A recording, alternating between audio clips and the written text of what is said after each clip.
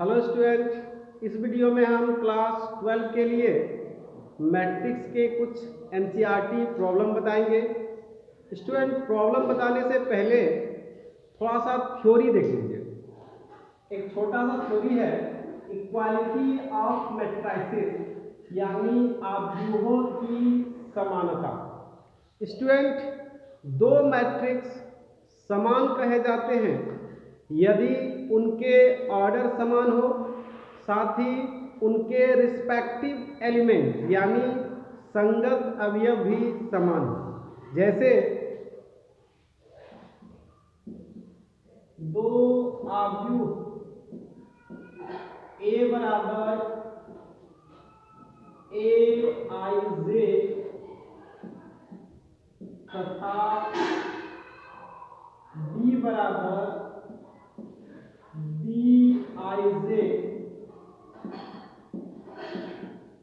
समान कहे जाते हैं यदि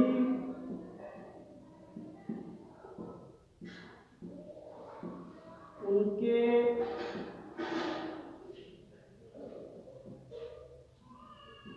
ऑर्डर यानी कोटि समान हो, साथ ही उनके संगत अवयव यानी एलिमेंट समान। फिर से एक बार, दो मैट्रिक्स समान कहे जाते हैं यदि उनके ऑर्डर समान हो, साथ ही उनके संगत अवयव भी समान हो। जैसे मान लीजिए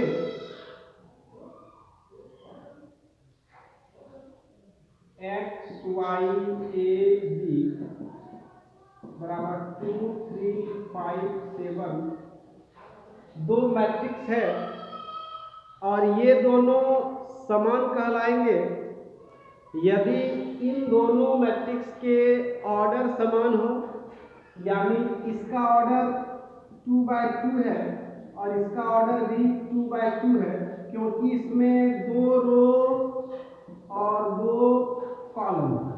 इस तरह दोनों मैट्रिक्स का ऑर्डर समान है। और यदि x बराबर 2 यानी रिस्पेक्टिव एलिमेंट x के बराबर 2, फिर y के बराबर 3, उसी प्रकार a के बराबर 5 और b के बराबर 7 हो, यानी x बराबर 2, y बराबर 3,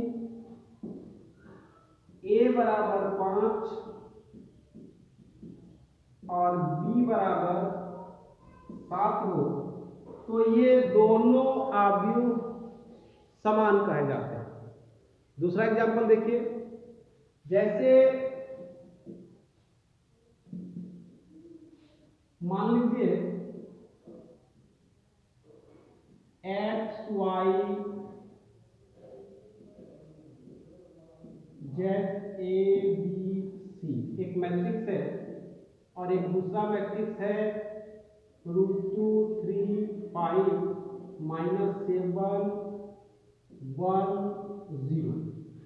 ये दोनों मैट्रिक्स समान कहलाएंगे यदि दोनों का ऑर्डर समान होगा, साथ ही दोनों के संगत अवयव भी समान होंगे। यानी देखते हैं दोनों का ऑर्डर, इस मैट्रिक्स का ऑर्डर 2 रो और 1 2 3 कॉलम यानी 2/3।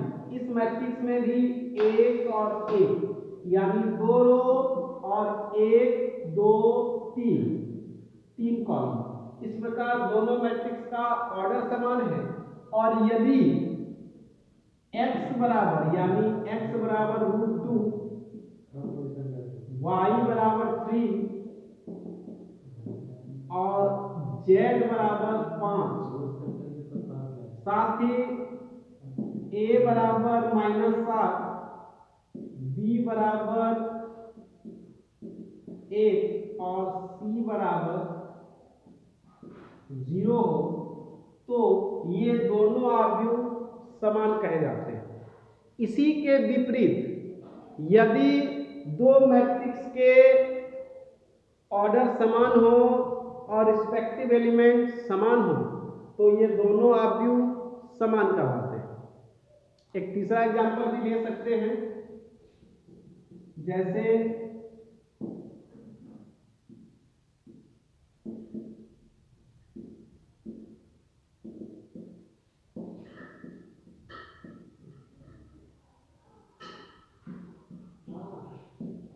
ये दोनों आव्यूह समान ऑर्डर के हैं। इसमें 3 रो 2 कॉलम है, इसमें भी 3 रो 2 कॉलम है। ये दोनों मैट्रिक्स का ऑर्डर समान है, साथ ही यदि इसके रिस्पेक्टिव एलिमेंट समान हो यानी संगत अवयव। संगत अवयव का मतलब ये x के बराबर 1 p के बराबर √3 इस तरह का संगत अवयव यदि समान हो तो ये दोनों मैट्रिक्स समान कहलाते हैं। जैसे यदि x बराबर -1 p बराबर √3 y बराबर 2 और q बराबर 5 z बराबर 3 और r बराबर 7 हो तो ये दोनों मैट्रिक्स समान कहलाते हैं। स्टूडेंट, एक छोटा सा थ्योरी, इसी से कम 8-10 सवाल बनेगा। आइए कुछ एनसीईआरटी सवाल लेते हैं।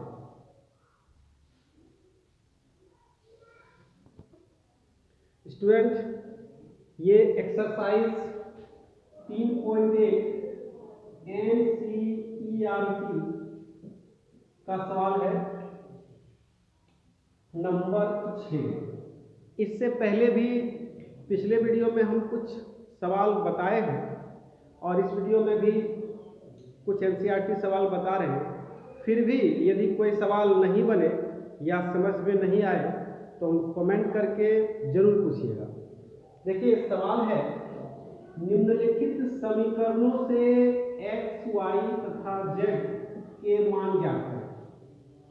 निम्नलिखित समीकरणों से x, y तथा z के मान ज्ञात करना है। जिसमें देखिए सवाल नंबर 1 ये है, सवाल नंबर 2 ये है। तो इस समीकरण में दो मैट्रिक्स दिया हुआ है और दोनों एक दूसरे के बराबर है, तो इसी से x, y तथा z का मान ज्ञात करना है। तो स्टूडेंट,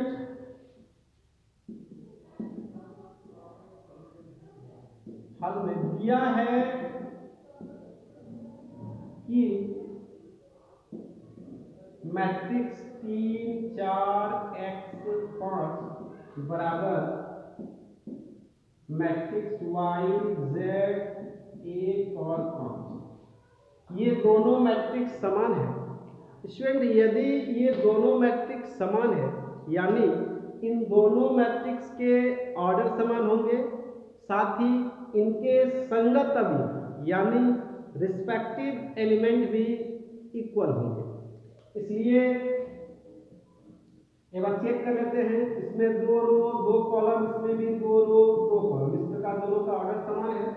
इसलिए संगत अवयव यानी 3 y के बराबर होगा और 4 z के बराबर होगा, लिख सकते हैं। इसलिए 3 = y या y बराबर 3, साथ ही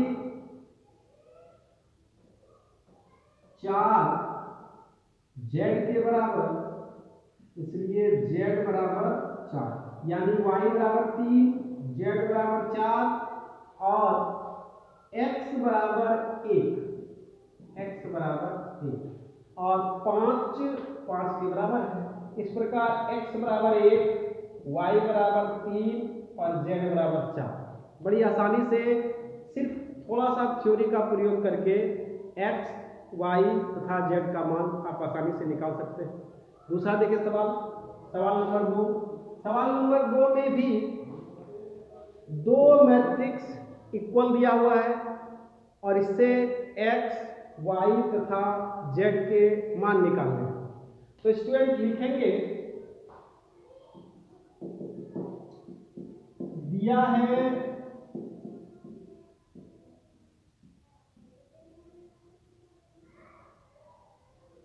matrix x plus Y two 5 plus Z X Y is equal to 6 2 5 8। इसलिए जब ये दोनों मैट्रिक्स समान हैं तो इन दोनों मैट्रिक्स का ऑर्डर भी समान होगा, साथ ही इनके संगत अवयव भी समान होंगे। संगत अवयव का मतलब x प्लस वाई 6 के बराबर होगा और 5 प्लस जेड 5 के बराबर होगा। उसी प्रकार एक्स वाई 8 के बराबर होगा और 2 तो 2 के बराबर है। तो इसी से लिखेंगे, इसलिए x प्लस वाई बराबर 6 और 5 प्लस जेड बराबर 5 और एक्स वाई बराबर 8। इसको समीकरण 1 कर देंगे, इसको समीकरण 2 कर देंगे, इसको समीकरण 3 कर देंगे और इन तीनों समीकरण से हमें x, y तथा z के मान निकालने हैं।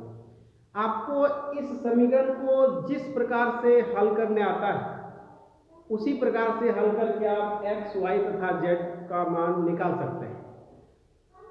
जैसे मान लीजिए, सबसे पहले समीकरण 2 से, समीकरण 2 यही है, 5 प्लस जेड बराबर 5, इसलिए z बराबर 5 माइनस 5 0, यानी z का मान आ गया 0। समीकरण 2 का प्रयोग करके z का मान आसानी से निकाल लिए। अब देखिए समीकरण 1 से, समीकरण 1 में है x प्लस वाई बराबर 6, इससे लिख सकते हैं हम y बराबर 6 माइनस एक्स और y का मान समीकरण 3 में रख देंगे। समीकरण 3 में रखने पर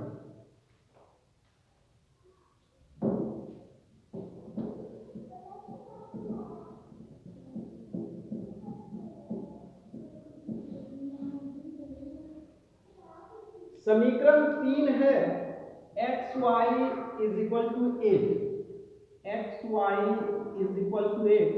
इसमें x इंटू वाई का मान आया है 6 माइनस एक्स, यहाँ रख देंगे 6 minus X is equal to 8। Student x से गुणा कर देंगे, 6x plus minus minus x को x से गुणा करेंगे, X square is equal to 8। इसी को लिख सकते हैं हम minus x square plus 6x और 8 को इधर कर लेंगे, minus 8 is equal to 0। Minus common कर देंगे, बचेगा X square minus 6x plus 8 is equal to 0, यानी x square minus 6x plus 8 बराबर 0 और माइनस इधर आके 0 हो गया। स्टूडेंट आप इस द्विघात समीकरण को हल करके x का मान आसानी से निकाल लेंगे। इसको हल करने के लिए सबसे आसान होगा गुणनखंड विधि से, फर्स्ट लास्ट को गुणा करेंगे, होगा 8x स्क्वायर, 8 का गुणनखंड 2 से 4, 2 से 2। इस प्रकार इसको 2 दूनी 4 और 2 6 हो जाएगा। तो इसको इस तरह तोड़ के लिखेंगे, X square minus 4x minus 2x plus 8 is equal to 0। इन दोनों में x कॉमन करेंगे, आएगा x माइनस 4 और इन दोनों में 2 कॉमन करेंगे, आएगा x minus 4 is equal to 0, यानी x minus 4 into X minus 2 बराबर। जब x माइनस 4 बराबर 0 होगा तो x बराबर आएगा 4। उसी प्रकार x माइनस 2 बराबर यदि 0 होगा तो x बराबर होगा 2। इस प्रकार x के दो मान, एक 4 और एक 2, x के 2 मान आ गए और ये x के ये दोनों मान बारी बारी से किसी भी समीकरण में, एक में या 3 में रख देंगे, इससे y का मान आ जाएगा। मान लीजिए x का मान समीकरण 1 में रखने पर, समीकरण 1 है x प्लस वाई बराबर 2, x प्लस वाई बराबर 6। इसमें जब x बराबर 4, तो इसमें 4 प्लस वाई बराबर 6, यानी y बराबर 6 घटा 4 बराबर 2। उसी प्रकार जब x बराबर 2, तो इसमें 2 प्लस वाई बराबर 6, तो y बराबर 6 माइनस 2 यानी 2। इस प्रकार स्टूडेंट x के 2 मान, x बराबर 4 तो y बराबर 2 और z बराबर 0, और जब x बराबर 2 तो y बराबर 4 और z बराबर 0। यही इस समीकरण का हल हो गया। वैसे आपको इस समीकरण को जैसे सुविधा हो वैसे हल कर सकते हैं। इसका एक बार आप लोग स्क्रीनशॉट ले लीजिए, फिर कुछ और एनसीईआरटी सवाल लेते हैं। स्टूडेंट ये सवाल है 6 का 3। इसमें 2 मैट्रिक्स इक्वल दिया हुआ है और इससे x, y तथा z के मान ज्ञात करना है। तो स्टूडेंट चूंकि दिया है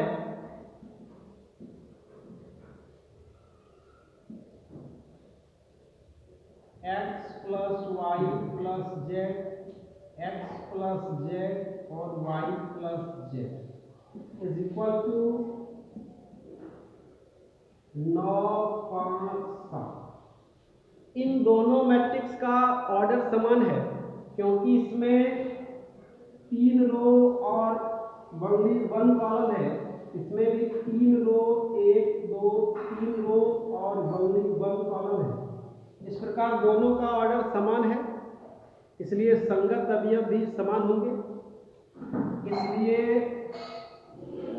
x plus Y plus Z, x plus Y plus Z का मान होगा 9, उसी तरह x प्लस जेड का मान होगा 5 और y प्लस जेड का मान होगा 7। इसको मानेंगे समीकरण 1, इसको 2 और इसको 3, और इन तीनों समीकरण से x, y तथा z के मान ज्ञात करेंगे। तो स्टूडेंट समीकरण 1 तथा 2 से, एक में है x plus Y plus Z बराबर 9, इसलिए x प्लस जेड यानी x प्लस जेड का मान 5, तो 5 प्लस वाई बराबर 9, इससे y बराबर 9 घटा 5 यानी 4। उसी प्रकार समीकरण 1 तथा 3 से, एक में है x plus Y plus Z बराबर 9 और समीकरण 3 में y प्लस जेड बराबर 7, यानी y प्लस जेड, तो x का मान रहने देंगे और y प्लस जेड का मान लिखा देंगे 7 बराबर 9, इसलिए x बराबर 9 घटा 7 बराबर 2। जब y और x का मान आ गया तो समीकरण 1 में y तथा x का मान रख देंगे, इससे z का मान आ गया। इसलिए x plus Y plus Z बराबर 9, x का मान 2, y का मान 4 प्लस जेड बराबर 9, इसीलिए z बराबर 9 घटा 4 और 6 यानी 3। x इस प्रकार x का मान 2, y का मान 4 और z का मान 3 इस समीकरण के हल होगा। अगला सवाल लेते हैं, सवाल नंबर 7। सवाल नंबर 7 में समीकरण में दो मैट्रिक्स इक्वल दिया हुआ है और उसी से ए, बी तथा सी के मान ज्ञात करने हैं। तो स्टूडेंट लिखेंगे, दिया है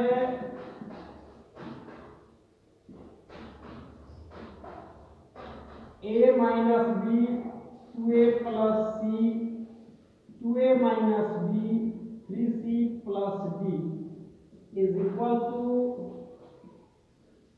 -1, 5, 0 और 30। इसलिए a माइनस बी, इस a माइनस बी बराबर हो जाएगा -1, 2a माइनस बी बराबर 0, साथ ही a माइनस बी बराबर 1 और 2a माइनस बी बराबर 0 और 2a प्लस सी बराबर 5 और 3c प्लस b बराबर 13। इसको समीकरण 1 मान लेंगे, इसको समीकरण 2, इसको समीकरण 3 और इसको समीकरण 4। अब क्या करेंगे, इन दोनों समीकरण को हल करके a तथा b के मान ज्ञात कर लेंगे। फिर a का मान समीकरण 3 में रख देंगे, उससे c का मान आ जाएगा और c का मान समीकरण 4 में रख देंगे, उससे d का मान आ जाएगा। तो स्टूडेंट समीकरण 1 तथा 2 में समीकरण 1 माइनस 2 से एक a माइनस बी बराबर -1 और 2 2a माइनस बी बराबर 0। इसको घटाने के लिए चिन्ह चेंज करना होगा, b कैंसिल, a में से 2a minus a is equal to -1, minus minus cancel, a is equal to 1 और a का मान समीकरण 1 में रखेंगे, a का मान समीकरण 1 में रखने पर समीकरण 1 है a माइनस बी बराबर -1 और a का मान आया है 1 माइनस बी बराबर -1, यानी -b इज इक्वल टू -1 और -1, यानी -b is equal to -2, minus minus cancel, इसलिए b बराबर 2। इस प्रकार स्टूडेंट समीकरण 1 तथा 2 से a और b का मान ज्ञात कर लिए। अब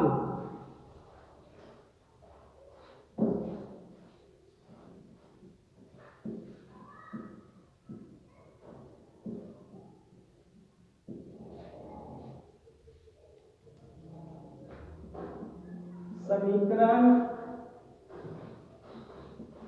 3 में a का मान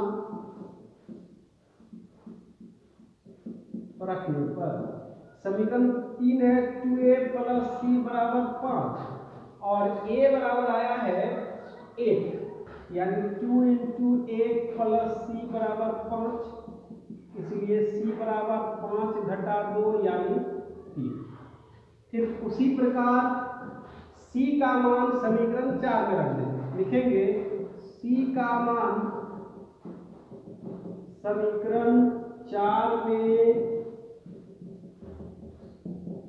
रखने पर समीकरण 4 है 3c प्लस b बराबर 13, 3 इंटू सी का मान 3 प्लस b बराबर 13, इसलिए b बराबर 13 माइनस 9, इसलिए b बराबर 13 में से 9 4।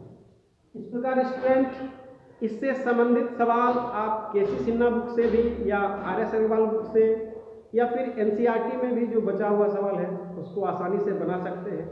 फिर भी यदि कोई प्रॉब्लम हो तो कमेंट करके या हमारे व्हाट्सएप नंबर पर फ़ोन करके जरूर व्हाट्सएप नंबर पर उसका फ़ोटो भेज करके ज़रूर पूछिएगा। और वीडियो को दोस्तों को शेयर करिए, चैनल को ज़रूर सब्सक्राइब करिए। वीडियो देखने के लिए बहुत बहुत धन्यवाद।